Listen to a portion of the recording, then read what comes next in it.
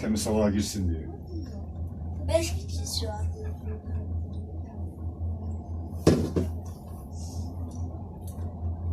Bütün canlar mı? Evet.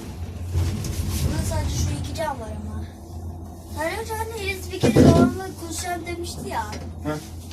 Hani Eliz bir kere babamın yanındayken babam da gelmişti. Konuşacağım demişti.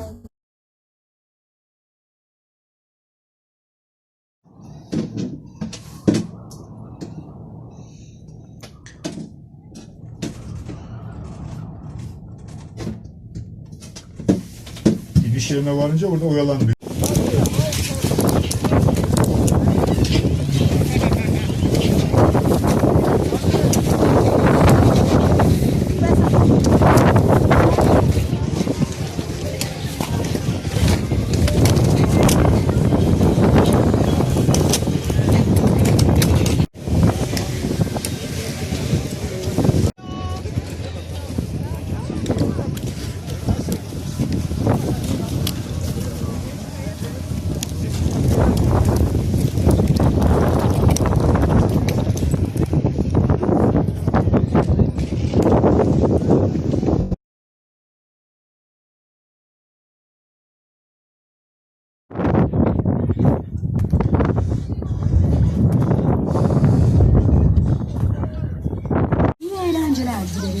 Dear guests, Hajilar Gate slopes, connection slopes are now open.